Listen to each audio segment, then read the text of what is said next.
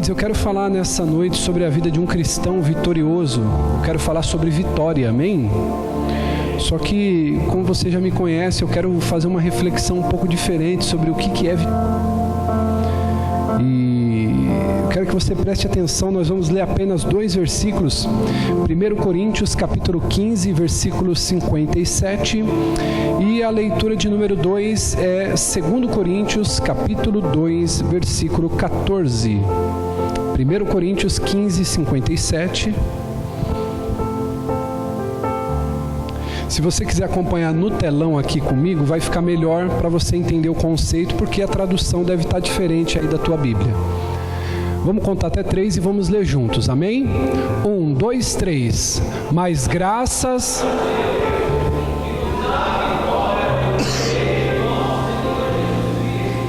Portanto, meus amados irmãos, mantenham-se firmes e que nada... Olha só a instrução de Paulo. Portanto, meus irmãos, permaneçam e que nada os abale. Sejam sempre dedicados à obra do Senhor, pois vocês sabem que no Senhor o trabalho de vocês não será... Ô irmão, que coisa tremenda, é isso? Sim ou não? 58, tá certo, é aí mesmo. Vamos ler o próximo? 2 Coríntios 2,14, para a gente poder construir o nosso sermão. 2,14, joia. Mas graças a Deus que sempre nos conduz, pode ser melhor, nos conduz em Cristo, e por nosso intermédio exala em todo lugar a fragrância do seu conhecimento. Olha só, cara, você sabia que quando você fala do amor de Deus, você está exalando o perfume de Cristo? Já pensou, Dedé, quando você está lá vendendo para algum cliente seu, e já deve estar acontecendo isso já. Aí você começa a falar, cara, não, mas não fica assim, Deus é bom, a coisa vai acontecer. E aí a pessoa ela fala assim, eu estou sentindo uma coisa diferente. Você já percebeu quando alguém fala? Você está exalando o bom perfume de Cristo. Isso aqui é muito poderoso, amém? Toma aí o seu assento, queridos. Pode tomar o seu assento. Aleluias. Irmãos, esse texto que nós acabamos de ler, de 1 Coríntios, ele vai falar sobre a vida de um cristão que entende o que é a vitória. Irmão, nesses 2 textos que nós lemos, nós percebemos que a vitória, ela está atrelada a Jesus Cristo. Amém? A vitória está atrelada a Jesus Cristo. O versículo 57 de 1 Coríntios 15 diz, mas graças a Deus que nos dá vitória. Mas essa vitória que ele diz, ela é por meio do nosso Senhor Jesus Cristo. Ou seja, se não for por meio dele, nós temos uma vitória ilusória, uma vitória passageira, uma vitória mentirosa. E no capítulo 2 do versículo 14 do 2 Coríntios, ele diz que graças a Deus nos conduz vitoriosamente em Cristo. Então, quando nós nos deparamos com esse texto, a gente percebe que nós não estamos lutando pela vitória, amém? Você precisa entender isso. Nós hoje não estamos lutando pela vitória, nós estamos lutando em vitória. Tem uma diferença, lutar pela vitória e lutar em vitória. Nós lutamos vitoriosos, é isso que o texto está querendo dizer. Nós não lutamos para ganhar um prêmio, nós não lutamos para ser vitoriosos, nós lutamos em vitória. Por quê? É através de Cristo que nós temos essa vitória. Agora, você pode perguntar, se nós estamos lutando em vitória ao invés de lutar pela vitória, o que isso quer dizer sobre um cristão vitorioso? Eu quero fazer uma reflexão com você aqui, querido, que nós precisamos aprender algumas coisas que precisam quebrar os paradigmas que a gente aprende na cultura secular. A cultura secular, ela ensina que o fim justificam os meios. Escute isso, vamos refletir um pouquinho sobre isso. O que essa frase ela quer dizer? E ela é uma máxima hoje no meio corporativista. Os fins justificam os meios. Então, refletindo sobre isso, o que nós podemos entender? Que não importa se você precisa puxar o tapete de alguém na empresa que você trabalha, não importa se você precisa enganar alguém no seu trabalho, não importa se você precisa trair alguém, se você precisa enganar, derrubar, porque no final, se isso te levou ao pódio, se isso te levou ao sucesso, o fim justificou o meio. Então isso quer dizer o quê? Que não importa o meio que você vai usar para conseguir chegar onde você deseja. Se você for mentiroso, traidor, caluniador, ladrão, isso não importa, porque o importante para as pessoas é você chegar ao final conquistando o desejo do seu coração, correto? Só que no Evangelho nós entendemos que isso funciona ao contrário. É um meio que justifica o fim. Então você é produto hoje daquilo que você foi ontem. Ô bispo, mas eu tenho uma vida hoje que, olha, eu não estou satisfeito com ela. Parabéns. A sua vida hoje ela é resultado das suas escolhas de ontem. Então o teu final justificou o seu meio. E quando a gente fala, querido, sobre uma vida cristã vitoriosa, nós precisamos entender que a Bíblia ela sempre vai ir na contramão da nossa cultura. Preste atenção no que eu vou te dizer, querido. Tudo que você vê que a Bíblia condena como pecado, hoje nós percebemos que a nossa cultura ela está impregnada disso, sim ou não? E tem pessoas que dizem assim, o juízo de Deus ele virá sobre a nossa nação por causa dessa cultura pecaminosa, não é isso que você ouve dizer? Mas deixa eu te ensinar uma coisa, o juízo de Deus não virá sobre essa geração. O juízo de Deus ele já está sendo derramado sobre essa geração. Porque se você ler, querido, Romanos, vai falar sobre a ira de Deus, sobre aqueles que não o adoraram e não o serviram como Deus, Criador de todas as coisas. Então nós precisamos de fato fazer como diz em Romanos capítulo 12, versículo 2 e renovar a nossa mente para que a gente possa experimentar a boa, perfeita e agradável vontade de Deus, amém? Então a gente precisa primeiro, querido, aprender algumas coisas. Um cristão vitorioso, querido, nós não falamos de conquista.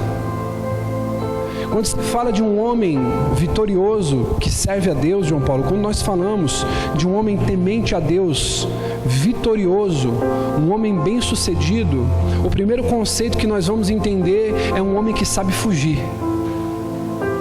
É uma mulher que sabe fugir.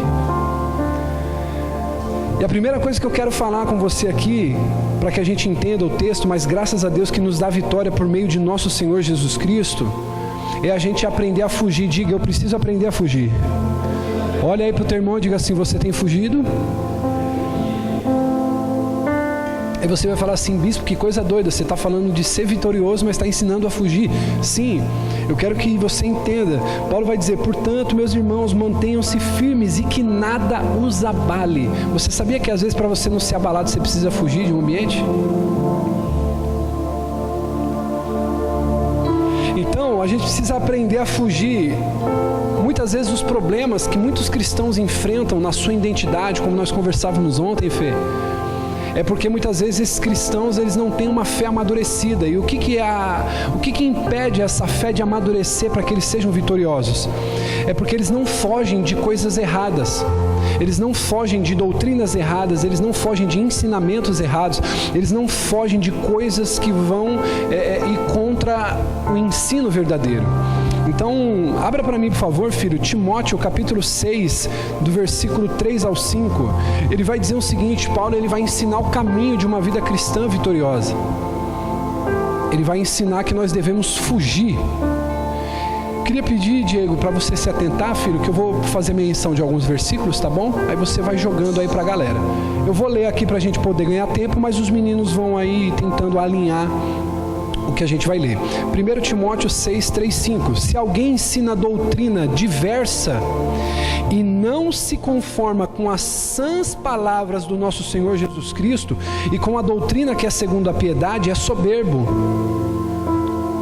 olha só, é soberbo e nada sabe, mas delira acerca de questões e contendas de palavras, das quais nascem as invejas, nascem as porfias, nascem as injúrias, nascem as suspeitas maliciosas, disputa de homens corruptos de entendimento e privados da verdade, cuidando que piedade é fonte de lucro. Vocês estão aqui comigo? Então diga aí, estou vivo. Irmão, olha o que Paulo vai dizer. Porque, querido, que nós vemos pessoas naufragando na sua fé, irmão. E a gente não fala hoje só de católico, de evangélico, de católico. Não, irmão, as pessoas, elas naufragam na sua fé, elas naufragam porque elas não têm convicções. Olha o que Paulo vai dizer no versículo 3: se alguém ensina uma doutrina diferente e não se conforma com os ensinos das sãs palavras de Jesus Cristo, o que ele está dizendo? As Escrituras, e com a doutrina que é segundo a piedade, ele é soberbo, não sabe de nada. E ele delira acerca de questões. Irmão, a pior coisa que tem é você conversar com uma pessoa que conhece muito de Bíblia, mas ela é uma pessoa oca por dentro. A pior coisa que tem é você conversar com um religioso que ele domina tudo da palavra, que ele domina tudo do conceito teórico, mas ele é um rapaz, ele é uma moça que ele não tem vida espiritual.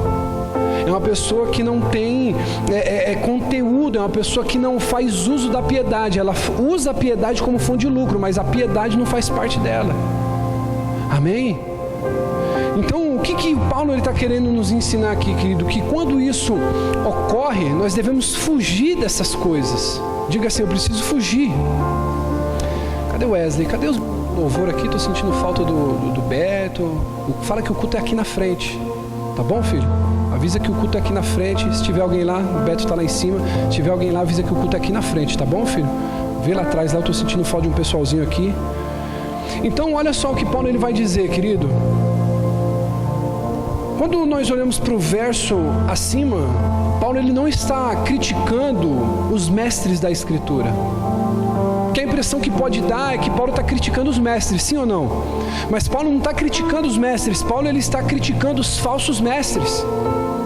Deixa eu dizer uma coisa para você, querido. Eu ganhei de presente do João Paulo um livro. E, querido, esse livro ele está me desconcertando por dentro. Eu acho que ele já terminou de ler. Eu li ele, mas, querido, falou tão forte comigo na viagem que eu fiz no feriado da sexta-feira. E eu estou lendo ele de novo. E eu quero muito, muito, muito recomendar para você. Esse livro ele não está nem R$25, que é o Evangelho do Homem, o Evangelho de Deus, de Paul Washer.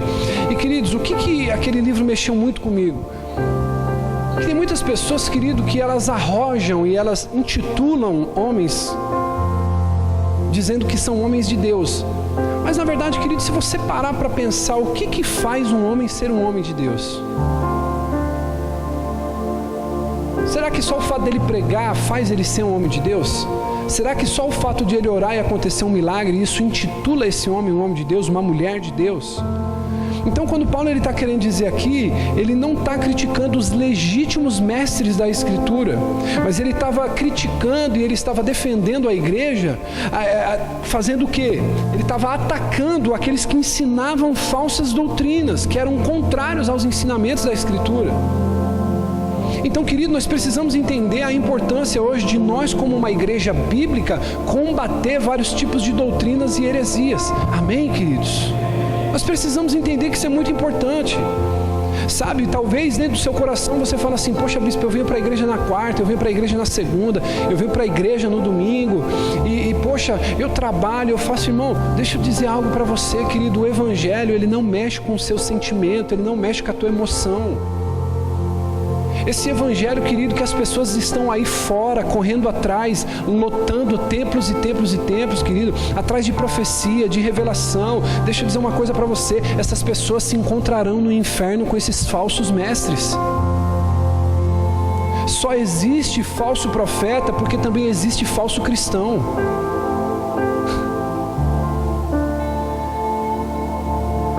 Se você for hoje, querido, nos templos do Brás, ali na Avenida Celso Garcia, não vai estar, querido, vazio.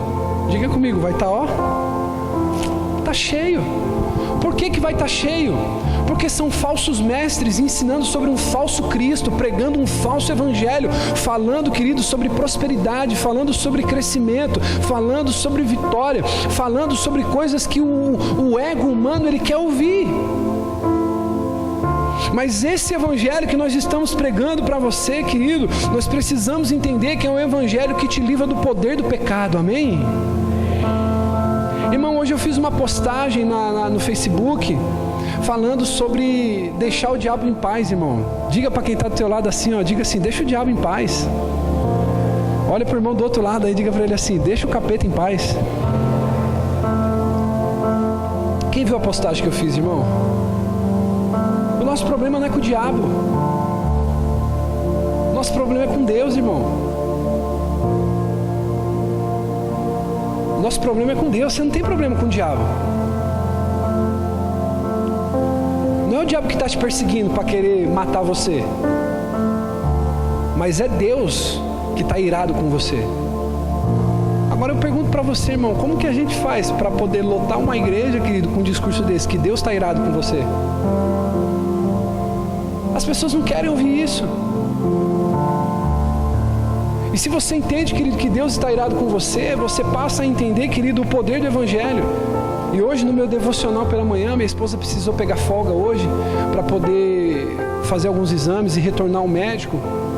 E aí eu estava pregando para eles em casa, querido. E você que é homem, eu quero te encorajar.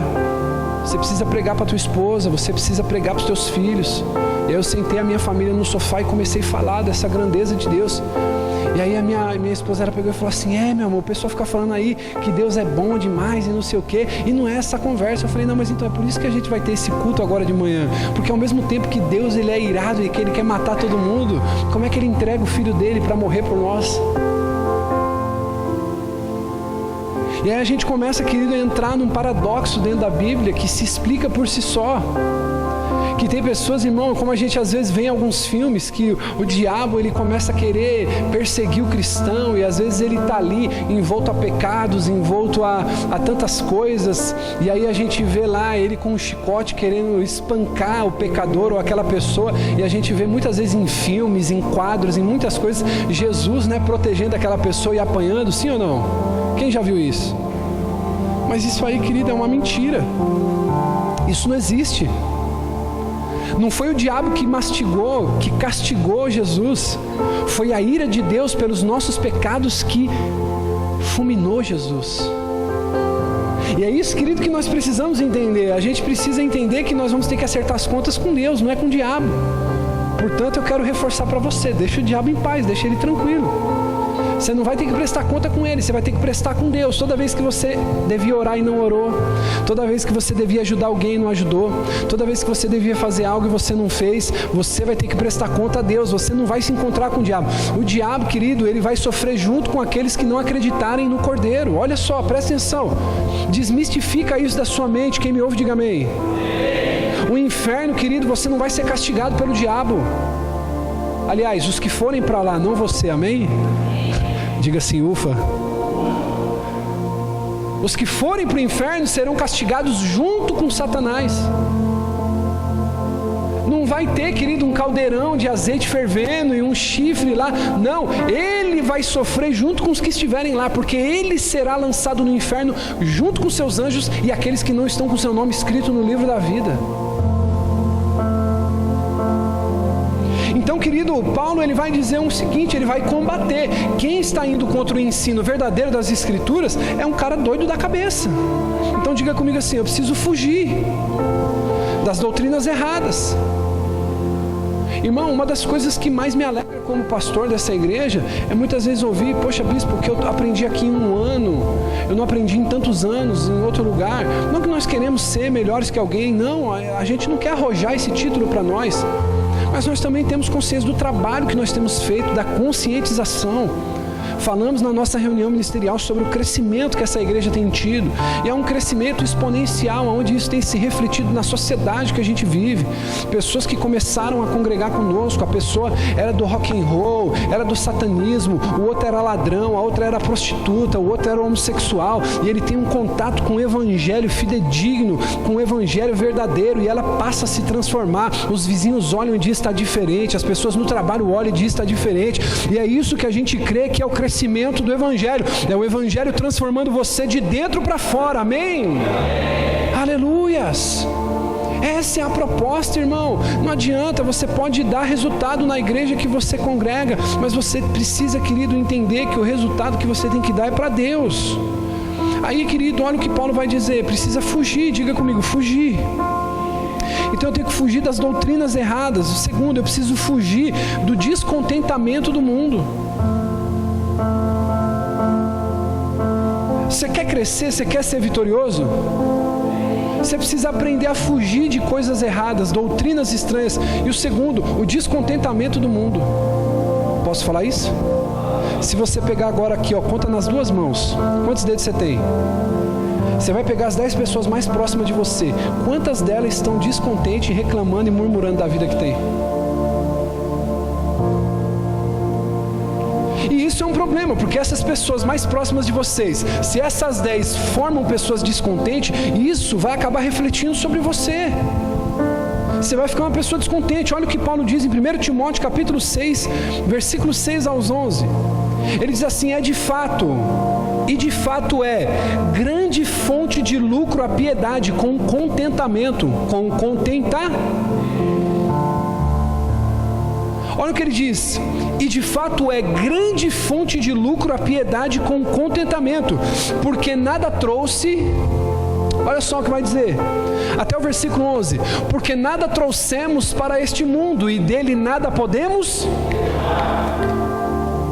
Por isso, tendo o que comer e o que vestir, estejamos com isso satisfeitos. Os que querem ficar ricos caem em armadilhas e em muitos desejos descontrolados e nocivos que levam os homens a mergulharem na ruína e na destruição.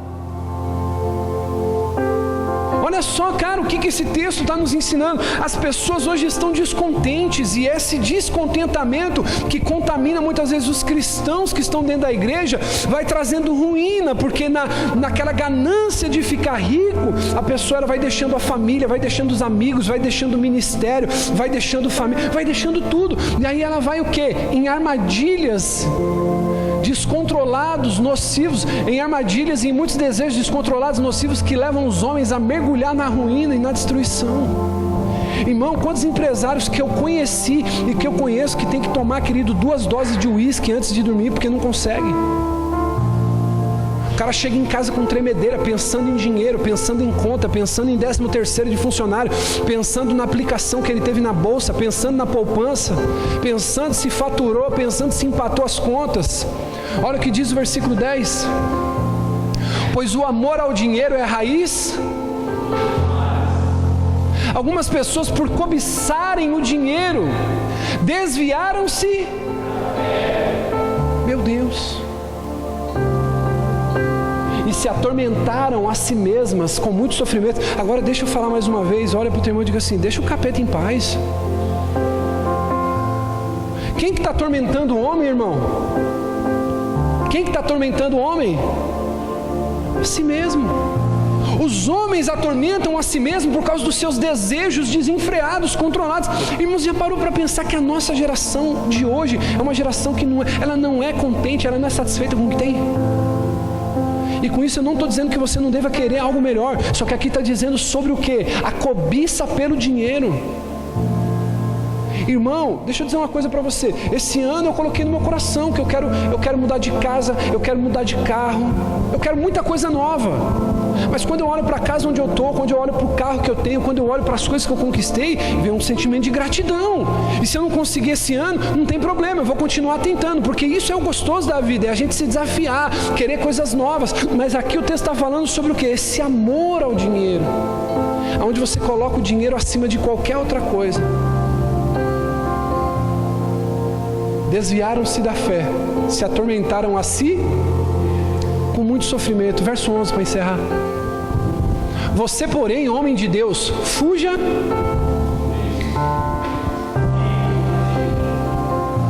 Qual que está o segredo da vitória?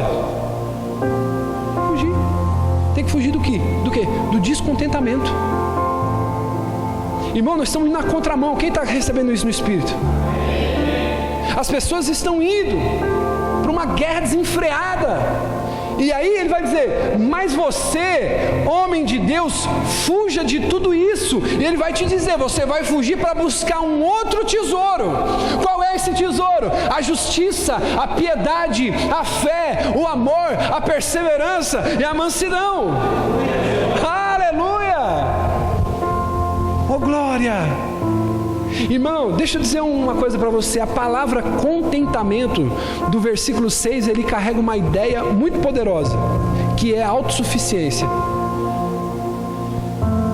Quando a gente fala sobre ser autossuficiente, não vem um gatilho negativo na nossa mente, sim ou não? Porque a gente sempre ouve o quê? Que a gente precisa do outro e toda aquela coisa, não é verdade? Só que aqui esse contentamento, quando ele fala de autossuficiência, ele está falando ao contrário da falta ou o desejo de coisas externas. Ou seja, eu sou autossuficiente nessa questão. Eu tenho uma autossuficiência. Eu não preciso, para ser completo e feliz, coisas externas. E a falta de coisas que eu desejo também não me abatem. Porque a piedade é uma fonte de contentamento. Amém? Essa palavra contentamento, por que ela foi escrita aqui? Porque ela é uma palavra favorita dos estoicos. E ela está expressando o quê? A doutrina da seita de que um homem deve ser suficiente para si mesmo para todas as coisas. Um homem, ele deve ser suficiente para si mesmo para todas as coisas. Então Paulo está querendo dizer que isso é contentamento. E a gente vê as pessoas descontentes. Agora, quando Paulo estava dizendo que a verdadeira piedade produz autossuficiência, se o cristão ele caminha em harmonia com o seu Deus, o amor das coisas não vai governar a vida dele. Se você tem, querido, uma harmonia com Deus, se você caminha conectado com Ele, o amor das coisas não vai governar a sua vida. E de fato você vai encontrar na sua comunhão com Deus um ganho real. A sua satisfação de vida não vai ter nas conquistas que você tem, mas ela vai estar na sua comunhão com Deus, o quanto seu caráter tem se tratado, o quanto você se arrepende, o quanto você pede perdão, o quanto você tem melhorado, o quanto você tem ajudado, o quanto você tem sido manso, o quanto você tem sido justo. Essas coisas vão trazendo contentamento para você, e as coisas materiais elas vão ficando de lado. E com isso aqui eu não estou dizendo que você precisa virar um franciscano.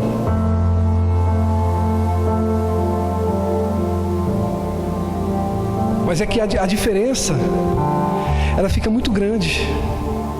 Então Paulo conclui que a riqueza e as coisas não devem monopolizar a vida de um cristão. O sentido da vida de um cristão verdadeiro está em Cristo, não está nas coisas. Até porque ele vai dizer no versículo 7 que isso não deve governar a nossa vida. Por quê? Porque elas são temporárias. Portanto, nós devemos estar satisfeitos e aprender a agradecer por aquilo que Deus escolhe nos dar. Amém?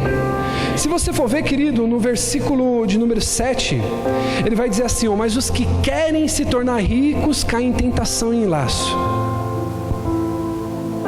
Essa palavra querem, como ele acaba usando no versículo 9, fala de um desejo de ser rico. Aqueles que querem, que têm um desejo desenfreado, descontrolado de ser rico, que não é apenas uma coisa passageira emocional, mas é uma pessoa que ela arquiteta processos, ela raciocina, ela faz planos e aquilo fica trabalhando dentro da pessoa.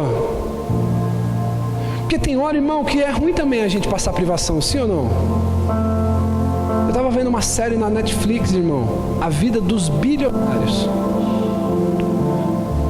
E aí, irmãos, quando eu estava vendo aquela série, teve uma comparação que foi muito interessante. Escute isso. Um bilionário que pega um avião particular hoje de São Paulo até Nova York, o gasto dele é comparado ao de um trabalhador que pega um trem para ir trabalhar. Um bilionário, se ele pegar hoje um avião particular de São Paulo a Nova York, é comparado à despesa dele como eu e você pegar hoje e gastar, quanto está a condução hoje? R$4,20? R$5? Quanto está? R$4,30? Você gasta R$4,30 para poder ir para o centro. É o que um bilionário gasta para poder ir para Nova York. Para ele está tudo tranquilo. Então, se a gente, querido, não tiver um sentido para a nossa vida, um contentamento, uma satisfação que esteja em Deus, e alguns filósofos, como tem muitas pessoas que gostam de colocar lá foto do livro do Nietzsche, que era um grande ateu, e a gente precisa ter maturidade para ler esses caras, para a gente não cair nesse engodo teórico, filosófico deles. Ele era um veemente, querido, articulador contrário ao cristianismo. E aí as pessoas, elas vão caindo em laço. Nós precisamos achar um sentido para a vida. Então essa palavra querem está dizendo disso. Que é o quê? Uma busca séria pelas riquezas. O plano de vida da pessoa é ficar rico. Então, o que Paulo ele quis com esse texto que a gente leu? Paulo ele quis mostrar para os leitores que o desejo ardente de riqueza carrega o potencial de levar alguém a cair em tentação. Quem está me entendendo, diga amém. Eu estou falando que você não deve trabalhar para comprar uma boa casa? Eu estou falando que você não deve trabalhar para fazer uma boa poupança? Eu estou dizendo para você que o seu propósito de vida não pode ser a riqueza. Não pode ser os bens materiais. O seu propósito de vida não pode ser esse. Por quê? Porque quem tem esse desejo ardente de riquezas, ele cai em tentação e em laço em muitas coisas nocivas que levam à ruína e à destruição. Então o que Paulo está condenando aqui não é a melhoria de nós mesmos, não é buscar uma vida melhor, mas o que ele está condenando é o amor a dinheiro que controla a vida de uma pessoa. Amém? Agora olha para mim, redobre sua atenção. E quando nós falamos disso, querido, a gente aqui não está falando apenas do pecado de um homem rico. Olhe para mim, por favor, redobre sua atenção. Esse texto aqui não está falando, querido, de homem rico. Esse texto está falando até daquela pessoa que é pobre, mas ela tem um desejo ardente da riqueza. Porque o amor ao dinheiro, ele não é um produto somente final de um rico, mas ele pode ser também de um pobre. Então isso está falando do quê? De uma disposição mental que a pessoa traz como filosofia de vida. Pessoas com toda a condição financeira podem ser culpadas por amor ao dinheiro. Você sabia disso? Então diga comigo, fugir. Doutrinas erradas. Fugir do descontentamento. Essa aqui é uma boa dica, não é, irmão? Fugir do descontentamento. Quando você vê alguém descontente, irmão, você precisa fugir. Ah, mas eu estou anos andando a pé. Irmão, vai na ACD. Vê como é que é a luta alguém de anda cadeira de rodas. Graças a Deus você tem perna, irmão. E aí se você for na ACD, eles vão falar assim, não, tem gente que está pior que a gente. É tão bom a gente andar com pessoas que não estão descontentes. Irmão, eu sei que você pode estar aqui passando o que for. Você está com um problema. Provavelmente você está aqui, você está com um problema. Mas sabe por que muitas vezes esse problema te persegue? Porque você é uma pessoa descontente. Você não encontra, querido, contentamento em Deus. Hoje pela manhã, enquanto eu estava com a minha esposa, enquanto eu estava com a minha filha, aí eu estava ouvindo um louvor, que é muito jóia, eu quero indicar para você aqui, Jeremias 23, do Alessandro Vilas Boas. Irmão, começou a vir dentro de mim um sentimento de gratidão. Eu comecei a me sentir completo, irmão. Eu não tenho a casa que eu quero. Eu não tenho o carro que eu quero ainda. Eu não sou pastor da igreja que eu desejo, que eu quero. Mas começou, querido, meu coração se alegrar, se contentar em Deus e celebrar, agradecer, se contentar, falar, Senhor, graças ao teu nome, obrigado por tudo que eu tenho até aqui. O terceiro conselho de Paulo, ele vai dizer o seguinte, fuja das paixões e dos desejos. Então nós precisamos aprender, primeiro, diga, fugir das doutrinas erradas, do descontentamento e dos desejos perversos. Irmão, se a gente pegasse aqui, irmão, tivesse um aparelho com a capacidade de gravar em áudio todos os seus pensamentos, e a gente pegasse e gravasse um CD dos últimos 7 dias, de tudo aquilo que você pensou, se a gente colocasse ele para a gente ouvir no culto aqui, poderíamos dizer que você é um homem de Deus, você é uma mulher de Deus?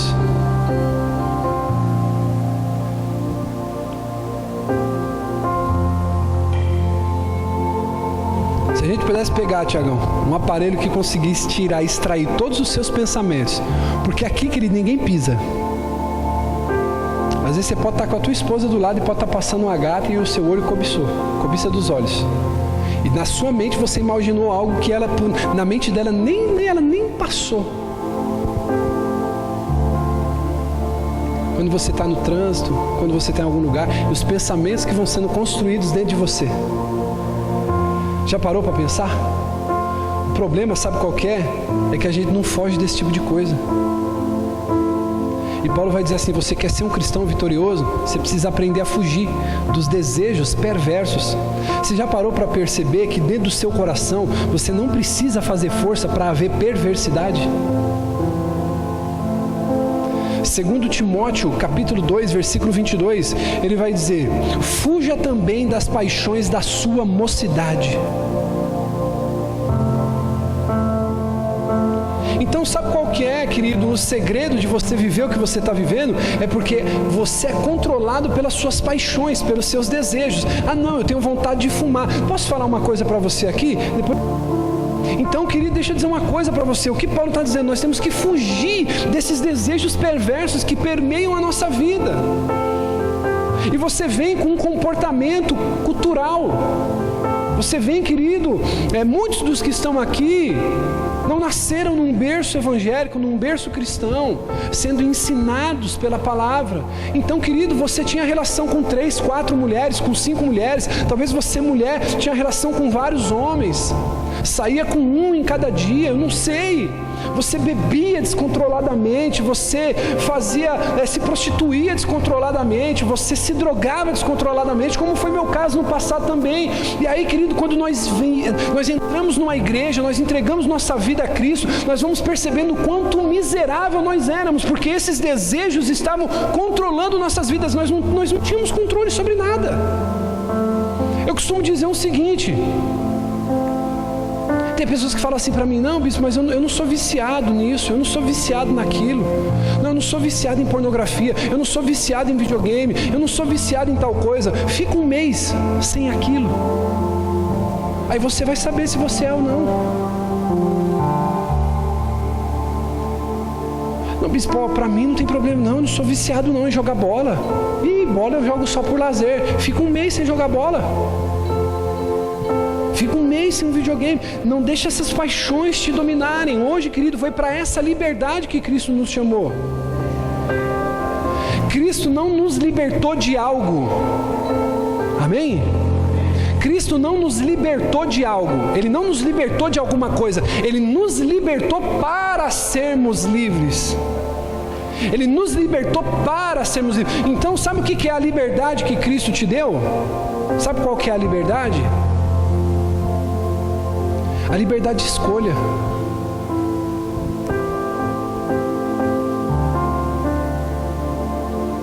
Os cristãos, irmãos, não devem ser governados e nem controlados pelos seus desejos e pelas paixões. E esse é o problema de que muitas pessoas, olha para mim, redobre a atenção por gentileza. Sabe por que tem muitas pessoas hoje que envergonham o Evangelho? Não é muitas vezes porque não tem caráter. Sabia disso?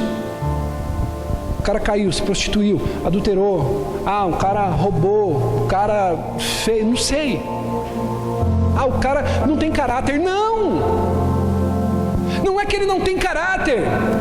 É porque a palavra não penetrou no coração dele a ponto de dizer que ele tem desejos perversos, paixões malignas, que se ele não fizer guerra diariamente, vai controlar a vida dele, vai controlar a vida dela.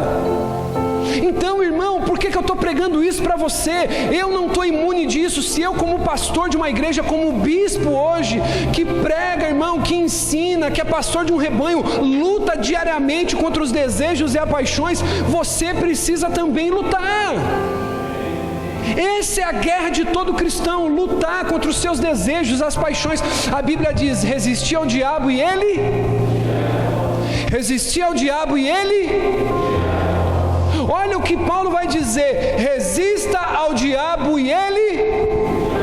Mas olha o que ele vai dizer para Timóteo: Timóteo, foge das paixões e dos desejos. Meu Deus! Agora o problema é esse: a gente está fugindo do diabo e enfrentando os desejos. Irmão, a Bíblia diz o seguinte: se o teu olho te faz pecar, o que você deve fazer? Porque é melhor você entrar no céu caolho do que no inferno com os dois olhos. Se a tua mão te faz pecar, o que você deve fazer? O que você deve fazer? Arranca! Porque é melhor entrar sem um braço no céu do que com os dois no inferno. Então, o que é que está querendo ensinar esse texto? Aquilo que te leva ao erro, aquilo que te faz pecar, deve ser arrancado da sua vida, deve ser exterminado, deve ser, querido, esquecido. Por quê? Porque senão sempre você vai voltar aos desejos e paixões. Bispo, eu tenho problema com bebida. Querido, você não pode dar nem um pitaquinho. Por quê? Porque senão você vai voltar para os desejos, para paixões. Irmão, tem pessoas aqui que você pode colocar um vinho, você pode colocar aquele champanhe. Eu só conheço o cidra, mas deve ter um champanhe bom aí, né, irmão? Você pode colocar o champanhe mais top, irmão. Ele vai sentir o cheiro, ele não vai sentir nada dentro dele. Agora aquele camarada que vem encharcado na pinga, encharcado na escola, encharcado na brama, você colocar alguma coisinha, o cara já se coça, ele fica... Foge! Meu irmão, você sabe como que é o teu coração, como é os teus olhos em relação a uma mulher. Foge!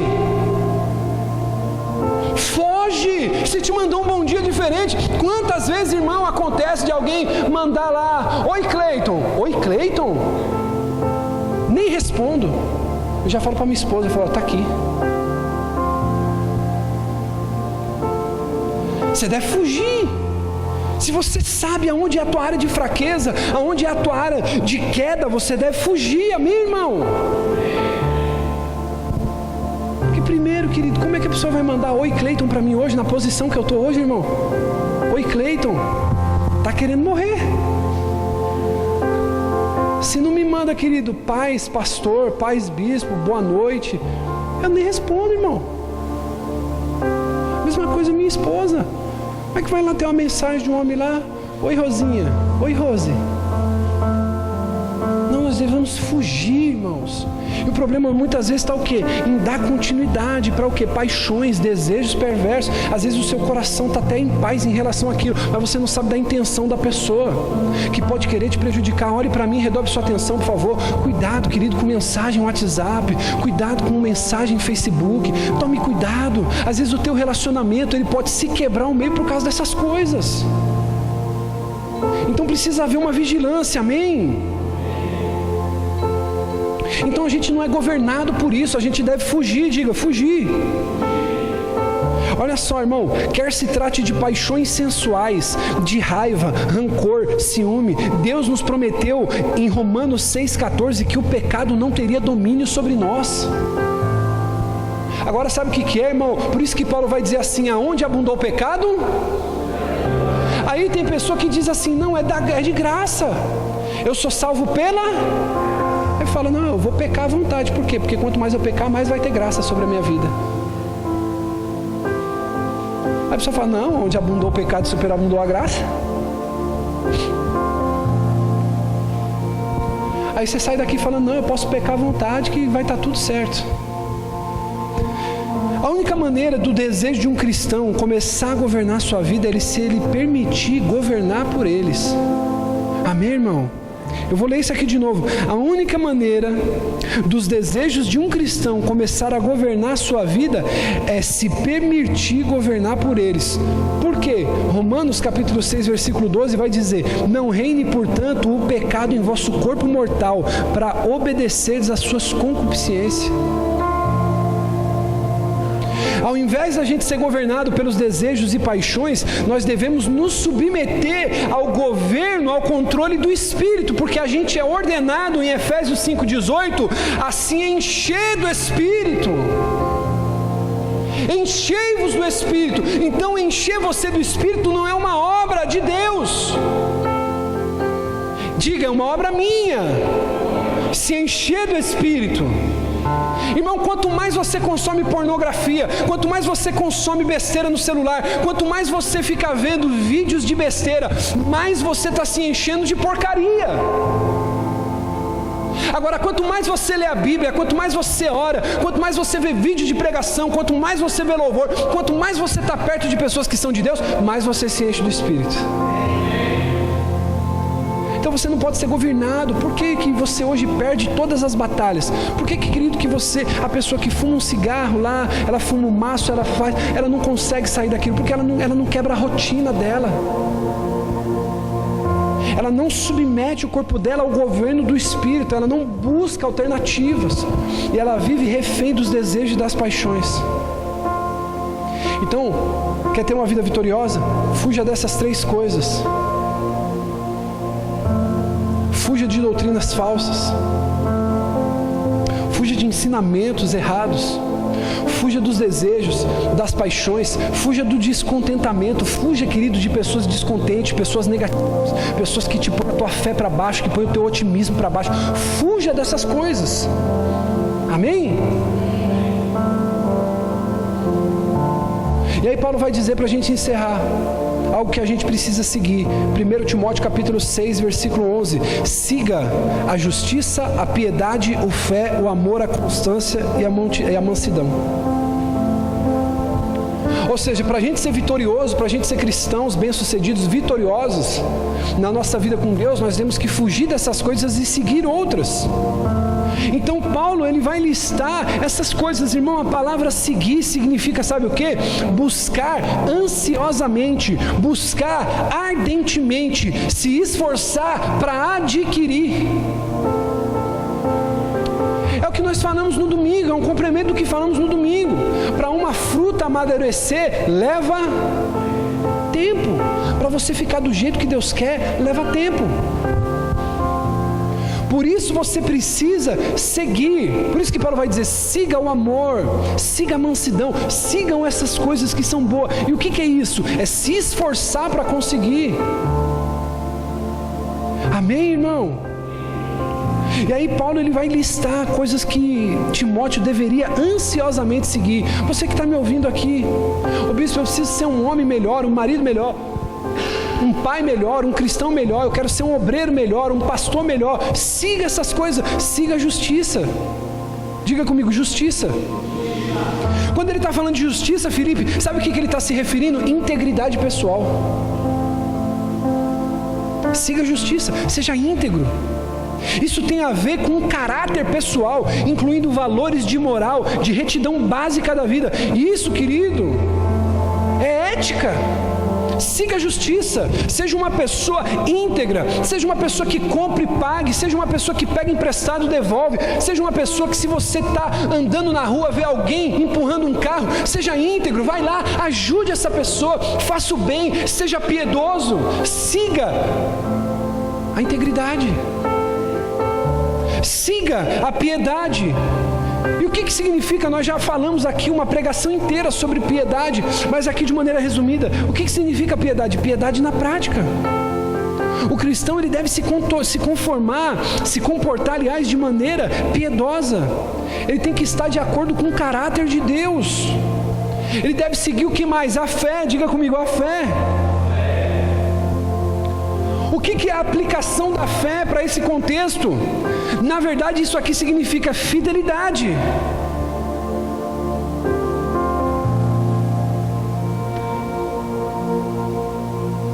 Fidelidade. Diga integridade. Pode ser melhor, integridade, piedade, fé. Irmão, o conceito aqui é o que? Fidelidade. Essa ideia, querida, é mencionada lá em 1 Coríntios capítulo 4, versículo 2, quando ele diz que nós devemos ser como mordomos fiéis. que ele diz mais para a gente seguir? O amor, diga, o amor. Querido, essa palavra amor, ela é a palavra grega ágape. Diga comigo, ágape. Que se refere ao tipo de amor que é de Deus, que é uma espécie de auto-sacrifício de amor. Ele diz para a gente seguir a paciência. E o que significa paciência? Isso aqui você vai entender agora. Tem gente que diz assim, que a gente precisa ter, querido, a paciência de quem? Paciência? Mas Jó não foi paciente, irmão. Jó não foi paciente. Posso fazer uma pergunta aqui? Quem já leu o livro de Jó inteiro? Já leu o livro inteiro de Jó? Então você não pode cair nessa de que Jó foi paciente. Jó, ele olha para Deus e diz assim, ó: eu amaldiçoo o dia que eu nasci, porque o dia que eu nasci foi uma desgraça. Paciente Jó, hein? Ele não foi paciente, sabe o que ele foi? Resistente. E aqui o conceito de paciência é o quê? Resistência. Você deve se aderir à resistência quando está tudo difícil. Você deve seguir essas coisas quando tudo vai mal. E o último, diga, mansidão. Essa palavra se refere ao quê? Ao poder sob controle.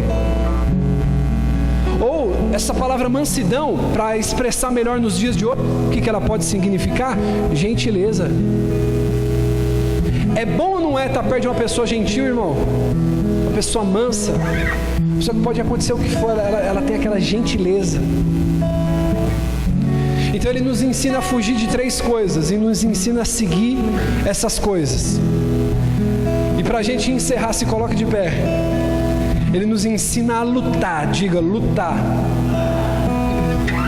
1 Timóteo 6,12, ele vai dizer assim, ó: lute a boa luta da fé, ou peleje a boa peleja da fé. Apodere-se da vida eterna, para a qual você foi chamado, tendo já feito boa confissão diante de muitas testemunhas. Sabe o que é isso aqui, Dedé? É o que se aplica hoje para você. Ô bispo, qual que é meu chamado? Lute a luta da fé. Se apodere da vida eterna. Porque é para isso que você foi chamado, mediante a sua confissão diante de várias testemunhas. Sabe o que é a luta que Paulo está querendo dizer aqui? Escute isso. A luta que Paulo está se referindo é uma luta de boxe que fazia parte da cultura grega. Ele está trazendo algo que já era bem conhecido dos seus ouvintes. Então ele vai dizer, querido, sobre isso para Timóteo. Você sabia, querido, que eu trouxe algo importante para você? A luva dos pugilistas gregos era de pele forrada por dentro, mas era feito na parte externa de couro de boi com chumbo e ferro costurado dentro dela. Mas essa não era qualquer luta de boxe. O destino do boxeador que perdesse era ter os olhos arrancados.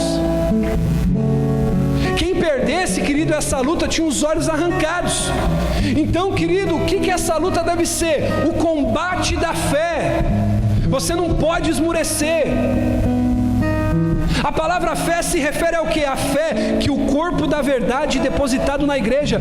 Vai estar lá em Efésios 6:20. Nós devemos combater o bom combate da vida cristã, meu irmão.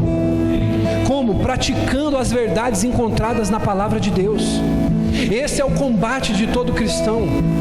Esse é um embate, perseverar na fé, não desfalecer quando você for demitido, não desfalecer quando você for abandonado, não desfalecer quando você for traído, não desfalecer quando tudo estiver caindo sobre você, mas você vai dizer como Jó: eu sei que o meu Redentor vive e que ele se levantará em meu favor. Você vai dizer como Davi: ainda que eu ande pelo vale da sombra e da morte, eu não temerei mal nenhum, porque o Senhor está comigo, o teu cajado e a tua vara me consolam. Prepara uma mesa para mim na presença dos meus adversários.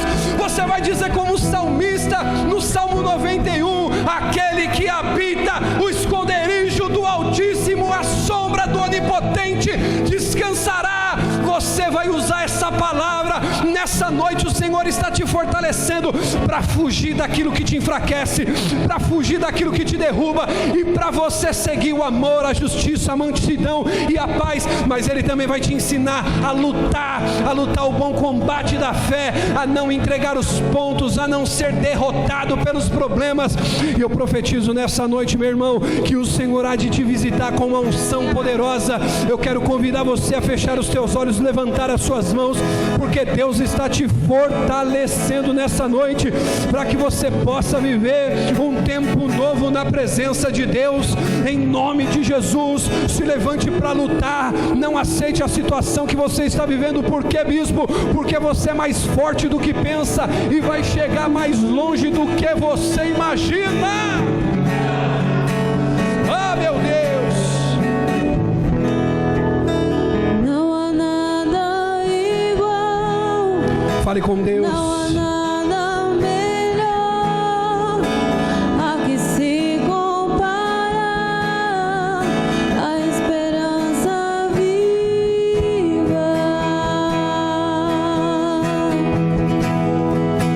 Tua presença,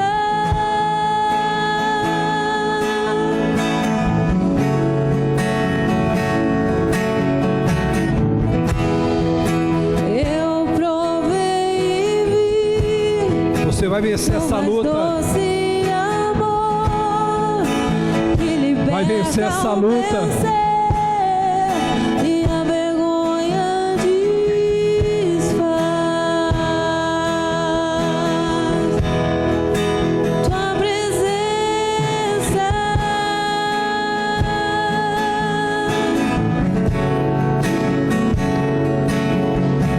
Santo Espírito, és bem-vindo aqui. Vem inundar, encher este lugar. É o desejo do meu coração, sermos inundados por tua glória, Senhor. Olhe para mim, para a gente poder encerrar. Quem vai à luta? Quem vai lutar? Quem vai lutar, irmão? Amém. Você vai lutar? Então escuta, para você lutar, querido, você precisa ter um treinador, um técnico. Quem já viu aqui luta de MMA? Quem já viu luta de boxe aqui? Você vai precisar de um técnico. E eu quero encorajar você, querido, a dar ouvidos para esse técnico. Sabe o que diz, querido, em Filipenses 4,13? Que você deve lutar confiando na força daquele que te chamou para a luta. Ele vai dizer: posso todas as coisas em Cristo que me fortalece. Glória. Abre para mim, filho, Efésios capítulo 6, versículo 11. Todo lutador, ele precisa lutar e ele tem que acreditar. Diga comigo: eu vou acreditar na força do meu Deus. A força do meu Deus. Olha o que diz, irmão: todo lutador precisa de uma armadura. E essa noite Deus está te revestindo. Você crê nisso? Deus, aleluia, eu creio. Olha o que ele vai dizer: vistam toda A armadura de Deus. pra quê? Para poder. Ô bispo, eu tô cambaleando, eu tô quase largando tudo. Sabe por quê, irmão? Você já abandonou a armadura faz tempo. Mas nessa noite Ele está te calçando com um capacete de novo. Ele está colocando as ombreiras de novo. Ele está colocando o peitoral de novo. Vestam toda a armadura de Deus para permanecerem firmes contra as ciladas do diabo. Passa para mim, filho, me ajuda aí. Passa aí. Pois a nossa luta não é contra quem? Pessoas. Mas a luta é contra poderes e autoridades, contra dominadores desse mundo de trevas, contra as forças espirituais do mal nas regiões celestiais. Por isso, vistam toda a armadura de Deus, para que possam resistir no dia e permanecer e na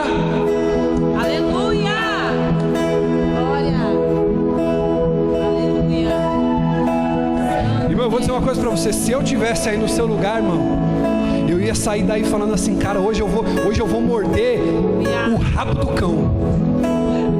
Hoje eu vou sair para morder o rabo do capeta, irmão. Por que muitas vezes a gente não permanece firme? Porque a gente não veste toda a armadura de Deus para resistir no dia mau e permanecer inabalável. Depois de terem feito, sabe o que ele está dizendo? Ô bispo, eu já fiz tudo que eu podia. Quem às vezes sente isso? Eu já fiz tudo que eu podia. Já fez tudo que podia? Então eu tenho um conselho para você. Agora, permaneça firme. Depois de fazer tudo que você pode, permanece firme. Versículo 14. Assim mantenham-se firmes, cingindo-se com o cinto da verdade, vestindo a couraça da justiça, e tendo os pés calçados com a prontidão do evangelho da paz. Além disso, usem o escudo da fé, com o qual vocês poderão apagar todas as setas inflamadas do maligno. Usem o capacete da salvação e a espada do Espírito, que é a palavra. Você crê nisso? Amém.